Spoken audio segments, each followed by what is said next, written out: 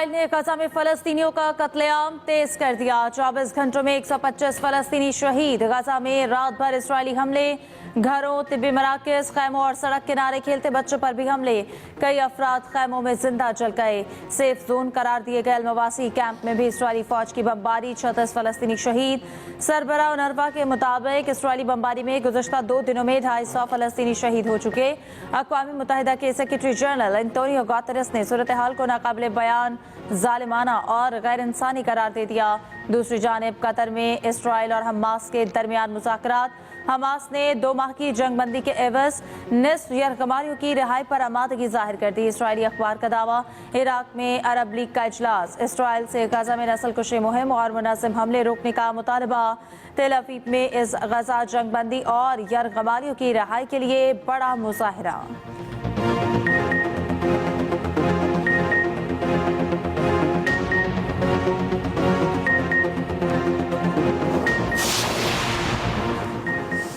भारतीय जारहियत को दुनिया के सामने बेनकाब करने का मिशन। नायब वज़ीर आज़म और वज़ीर ख़ारिजा इसहाक़ डार कल से चीन का दौरा करेंगे। चीनी क़यादत से पाक भारत जंगी सूरत हाल पर मुशावरत होगी। वज़ीर ख़ारिजा इसहाक़ डार के हमरा आला सतह का वफ़द भी होगा।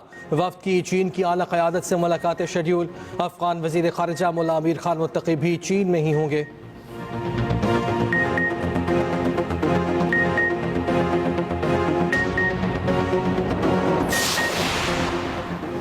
पाक भारत जंगबंदी कब तक बरकरार रहेगी? दोनों मुमालिक के DGMOs के दरमियान आज फिर राब्ता होगा। सीज फायर में तोसी का मामला ज़ेर गौर आएगा। दोनों मुमालिक के फौजी हुकाम कशीदगी कम करने पर बातचीत करेंगे। जुमेरात को हुई गुफ्तगू में जंगबंदी में इतवार तक तोसी पर इत्तेफाक हुआ था। DGMOs के मुज़ाकरात के कई राउंड हो चुके हैं।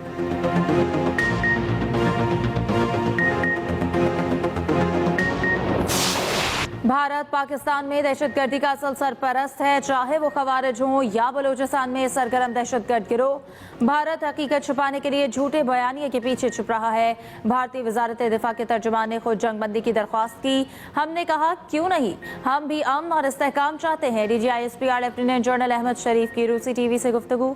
कहा भारत ने गैर जानिबदार तहकीकात की पेशकश ठुकराकर हमारी मसाजिद पर मिसाइल दागे, बच्चों, ख्वातीन और बुजुर्गों को शहीद किया। हमने जवाब दिया और निहायत जिम्मेदारी और एहतियात के साथ सिर्फ फौजी अहदाफ को निशाना बनाया। ये एक मुनासिब, मुनसिफाना और मुतवाज़िन जवाब था। पाकिस्तानी कौम और अफवाज कभी झुकती हैं ना झुकाई जा सकती हैं। हम पर तशद्दुद नहीं है, संजीदा कौम है। हमारी पहली तरजीह अमन है। अमेरिका जैसी बड़ी और समझदार ताकतें बेहतर अंदाज में समझती हैं कि पाकिस्तान के अवाम का जज्बा क्या है।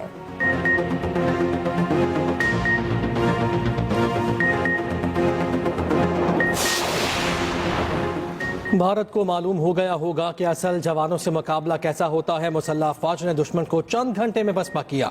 वतन के सपूतों ने दुश्मन के नापाक अज़ाइम को जुर्रतमंदी से नाकाम बनाया। मुसल्लह अफवाज ने पाकिस्तान की ताकत, साबित कदमी और कौमी यकजहती का 2 टोक पैगाम दिया। दुश्मन की गुलामी किसी गैरतमंद पाकिस्तानी को कबूल नहीं। सदर ममलकत आसिफ ज़रदारी की गुजरावाला छावनी में जवानों से गुफ्तगू।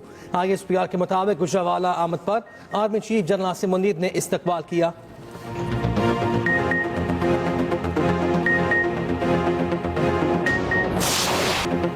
HBL PSL बहादुर अफवाज के नाम शोहदाए वतन की अजीम कुर्बानियों को खिराज अकीदत। Army chief general Syed Asim Munir ने भी रावलपिंडी स्टेडियम में मैच देखा। मिली नगमों पर आर्मी चीफ ने पाकिस्तान जिंदाबाद के नारे लगाए। DGISPR लेफ्टिनेंट जनरल अहमद शरीफ चौधरी की भी शिरकत। रावलपिंडी स्टेडियम में रंगारंग तकरीब, शानदार आतिशबाजी का मुजाहरा। गुलकार साहिर अली बका और असरार शाह ने आवाज का जादू जगाया। स्टेडियम में सब्ज परचमों की बहार रही।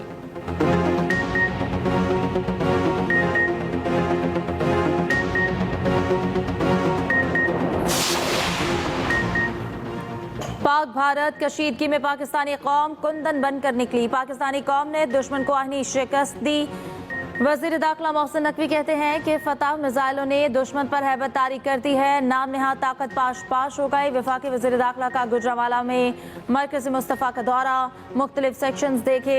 मोहसिन नकवी की मौलाना रज़ा साकिब मुस्तफ़ाई से मुलाकात। मुल्क की सालमियत, इस्तेहकाम और तरक्की और खुशहाली के लिए दुआ भी की गई।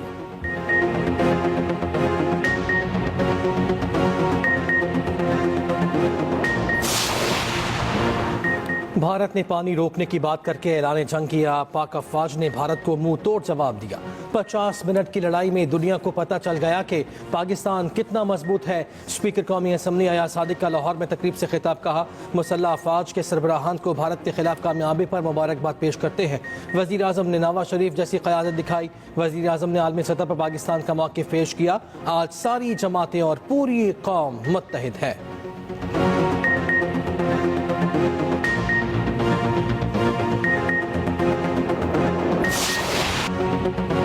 मार्का हक के हवाले से सनसनीखेज और हकायक पर मबनी दस्तावेज फिल्म जारी। भारत का पहलगाम फॉल्स फ्लैग ऑपरेशन बेनकाब। पाकिस्तान की जुर्रतमंदाना अस्करी कार्रवाई की झलक पेश। पहलगाम वाक़े पर भारत के झूठे बयानिए का पर्दा चाक।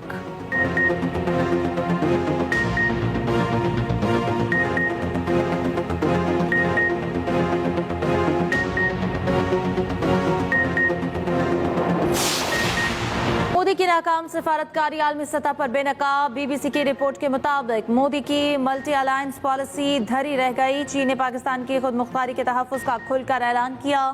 तुर्की ने पाकिस्तान के मौक़िफ़ की मुकम्मल हिमायत की। ईरान और सऊदी अरब ने भी सिफारती राब्तों में पाकिस्तान को तरजीह दी। भारत आलमी सतह पर तन्हा रहा। अमरीकी मुदाखलत से भारत की खुद मुख्तारी का भांडा फूट गया। भारत की लाख कोशिशों के बावजूद ट्रंप ने दहशतगर्दी का जिक्र तक न किया।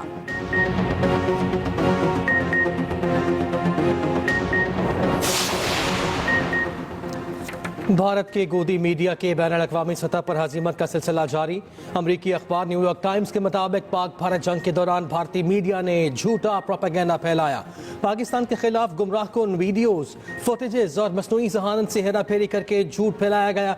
भारतीय मीडिया की मालूमात का कोई भी हिस्सा दुरुस्त नहीं था। झूठ को फैलाने में भारतीय मीडिया के मेन स्ट्रीम चैनल्स भी शामिल थे। भारतीय एंकर्स और मुबस्सिरीन ने दो जोहरी रियासतों के दरमियान जंग के लिए चेयर लीडर्स का किरदार अदा किया।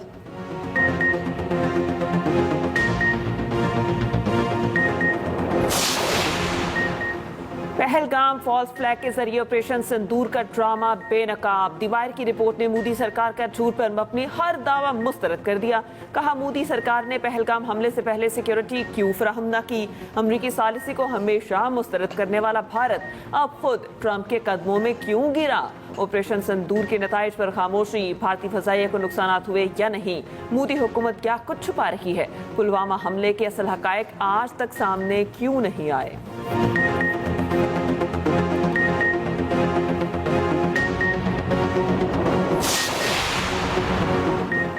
राफेल का गिरना यूरोप के लिए भी वार्निंग है। जर्मन अखबार में शाया आर्टिकल के मुताबिक भारतीय पायलट्स को पाकिस्तानी पायलट्स की तरफ से शदीद मज़ाहमत मिली। तकनीकी बरतरी के घमंड में मुब्तला भारत पाकिस्तान की फजाई दिफाई सलाहियतों का अंदाजा न लगा सका। भारत J-10C और PL मिसाइल की सलाहियतों का अंदाजा लगाने में भी बुरी तरह नाकाम रहा। चीन के तैयारे के हाथों फ्रांसीसी रफाल गिराए जाने से भारत का ऑपरेशन सिंदूर तबाही में बदल गया। उधर अमरीकी जरीदे द नेशनल इंटरेस्ट का कहना है कि चीन का J-10C अमरीकी F-16 की बरामदात को तबाह कर सकता है। चीनी कंपनियों ने अमरीकी F-16 की फरोख्त में खलल डाला तो ये अमरीका के दिफाई शोबे के लिए बहुत बड़ा धचका होगा।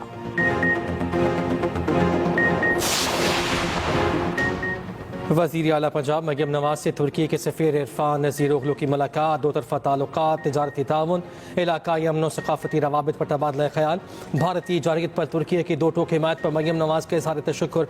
मरियम नवाज ने कहा, भारतीय जारहियत के खिलाफ तुर्की की सिफारती इखलाकी स्ट्रेटेजिक सतह पर गैर मुतसलसल यकजहती पर शुक्रगुजार हैं। पाकिस्तान और तुर्की सिर्फ इत्तेहादी नहीं बल्कि ईमान, सकाफत और तारीख में जुड़े हुए भाई हैं।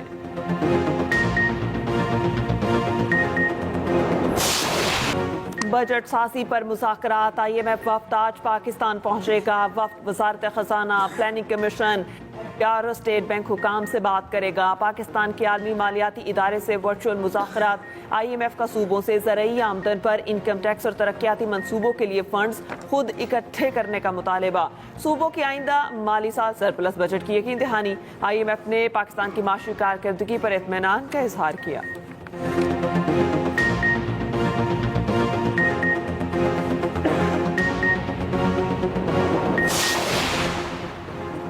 बजट साजी पर हुकूमत का मुशावरती अमल तेज। वज़ीर आला सिंध मुराद अली शाह से वफाकी वज़रा की मुलाकात। वफाकी वज़रा में मोहम्मद औरंगज़ेब, अवैस लगारी अली परवेज मलिक मुआविन खुसूसी राना सनाउल्लाह शरीक नए बजट के हवाले से तफसीली मुशावरत, महंगाई मजीद कम करने, मुआशी ज़र तरक्की और आवाम को सहूलत फराहम करने पर गुफ्तगू।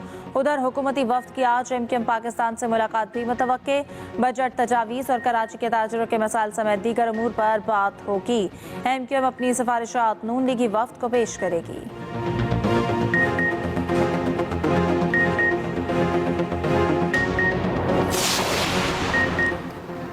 विफाक खैबर पख्तूनख्वा के साथ सौतेली माँ जैसा सलूक बंद करे। खैबर पख्तूनख्वा के मुशीर इत्तलात बैरिस्टर डॉक्टर सैफ कहते हैं दहशत गर्दी सिर्फ एक सूबे का नहीं बल्कि पूरे मुल्क का मसला है। विफाक बजट से कबल जम शुदा असलाह का हिस्सा और नेट टाइटल मुनाफे के बकाया जा सूबे को अदा करे।